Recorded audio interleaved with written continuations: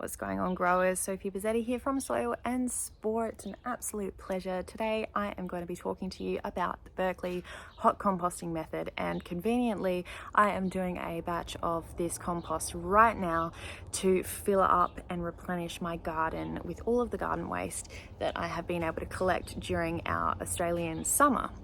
So the Berkeley hot composting method refers to a general procedure used to heat compost above or around about 60 degrees Celsius. And how it does that is you layer carbon rich materials, nitrogen rich materials and water, and you leave it for 4 days, and it has to be a cubic meter minimum. In mass, or volume I should say, and then after 4 days you turn the compost to aerate it, because those are the four things that you need to make this compost. You need nitrogen, carbon, oxygen and water. And what happens is you get all of the good the bacteria in there that you need and the microbes in there to break down those materials, and their byproduct is, or one of them is, heat. They also, give off small amounts of methane and other bits and pieces that come out of the compost, but it is a very effective and fast way to mix compost. After those 4 days are up, every second day, or you could even do every day, you can turn the compost. So the way that you do it is by having a pile. You need to have about the same space available next to the pile. You grab yourself a long handled pitchfork or a utensil that you want to use, a tool, and you take the compost from the outside and you put it on what would be the inside of the new pile, and basically reverse it. So what was on the inside of the old pile will now be on the outside of the new pile. Okay, so that is how the turning works. And then every second day you turn it, and if you get the ingredients correct, you're not going to have a smelly compost heap, and it will kill any parasites or bug larvae that are in the compost itself. You will also find that any weed seeds will be killed through this way. Whereas cold composting, although you do have all of the beautiful fungi and bacteria that come through it, that are happy to operate in potentially an anaerobic environment, you don't have those pathogens and weed seeds killed off. So for example, in my hot compost, I am open to using biodegradable kitty litter that has had the feces removed. Now I'm really careful about this, and I've spoken to my vet about it as well. They say it's okay to compost this kitty litter. My cats are incredibly healthy, so there's no problems. I'm also not worried about toxoplasmosis, which is the main thing that people are concerned about with their cats, or composting their cat's litter. So I'm more than happy to use biodegradable kitty litter, only with urine, because in my experience it acts as a nitrogen rich fertilizer, which some people go to the shop and buy, or they might add poo pellets or something like that to it, chicken manure pellets, sheep manure pellets, something like that in between the layers. But for me, I use the cat biodegradable compost. So I've just come inside for the moment because it's really hot out there, and I wanted to just wrap up before I get stuck into the video itself, and before I actually go out and turn my pile in a minute. So yes, basically Berkeley composting method, hot composting method, the microbes are what creates the heat, so don't be fooled by thinking you can put black plastic over it or anything like that. You can cover the heat with a tarp. In recent years, I have done that myself. However, I find that it actually attracts slugs quite a bit, and that I do struggle a little bit with the pile being too wet. So you want the pile to be able to reach sort of field capacity, which in mushroom speak is if you squeeze your substrate, in this case, which is our soil or compost, you should struggle to get 1 or 2 drips out of it. And then obviously we want a little bit of moisture in there because we need that moisture for the microbes and the bacteria to do their jobs to break down these things. They do say that this composting method can be done in 18 days or whatever. Yes, it's possible. I think it's more likely that it's about 30 days, maybe slightly longer than 30 days, because what needs to happen after the compost has actually been created is the compost needs to cure a little bit. Okay, so any excess nitrogen or anything that is too strong in the mix of compost needs to sort of settle a little bit. It gives the product a little bit of time to age. You can cover it at this stage if you'd like to. There shouldn't be any fly larvae or anything like that trying to get in there at this point in time, because all of your manures and things that you've put in have broken down significantly. But I do like to do a small curing process before I plant into this compost. And the other reason is just to make sure that the temperature of the compost isn't too hot. So the compost actually needs to stop breaking down in order for that heat to kind of dissipate, which means that those microbes have done their job. And what you'll find is the earthworms start to come on up through that compost. And once you see the earthworms in there and other bugs and bits and pieces in your compost, then it is ready to lay.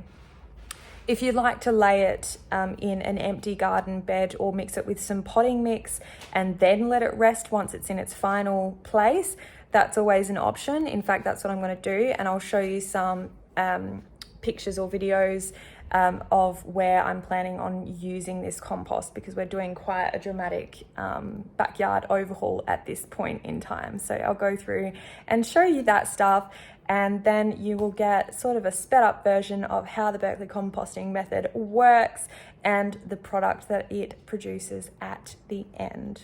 And this is Little Ocean.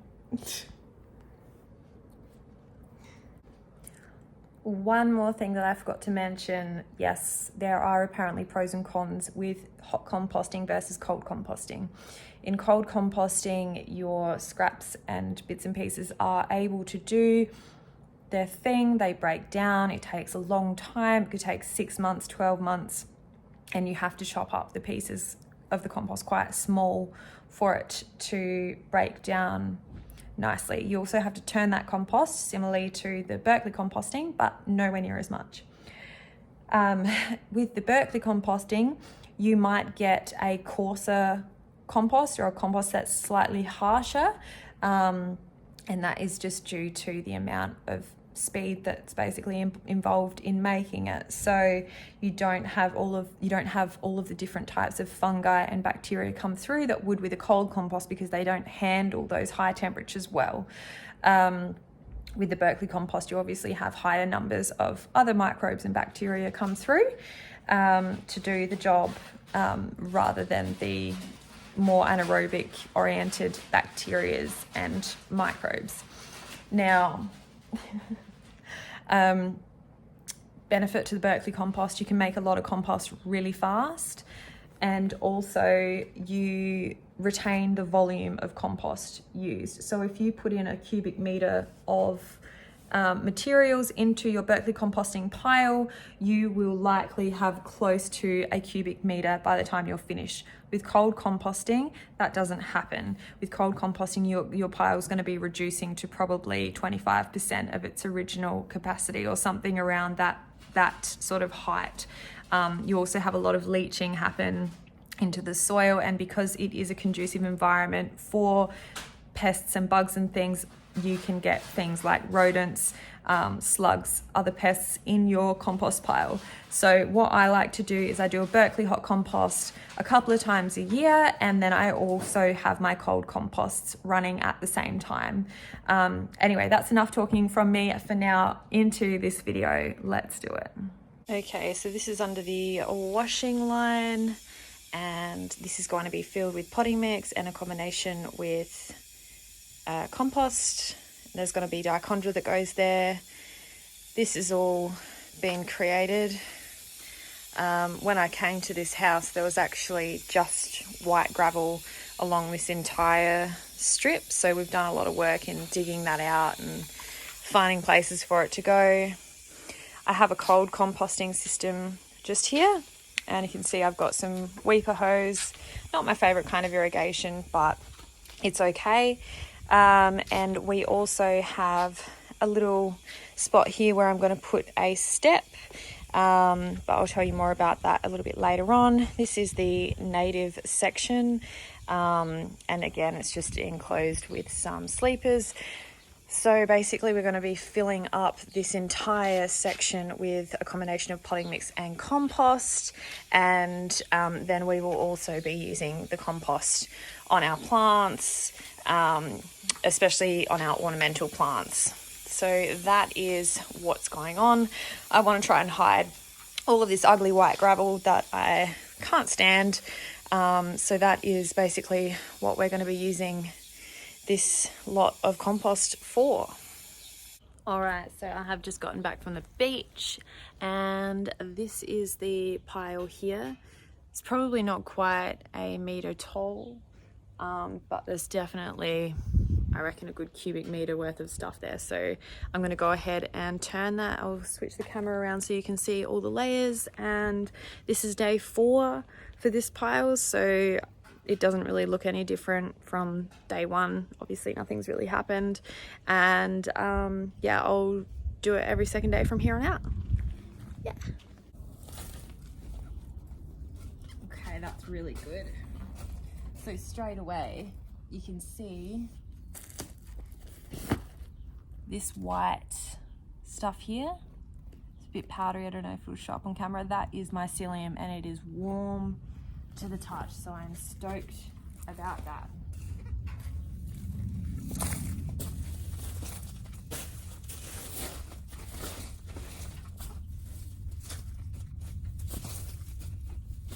Okay, so this is what the pile looks like once it's been turned. So it's got to have another few turns.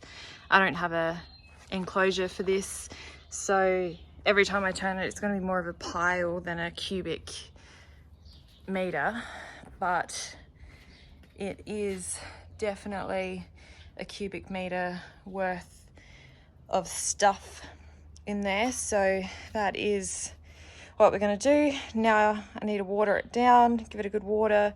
I'm going to put its cover back on just to hold everything in place, and yeah, that's how we do it.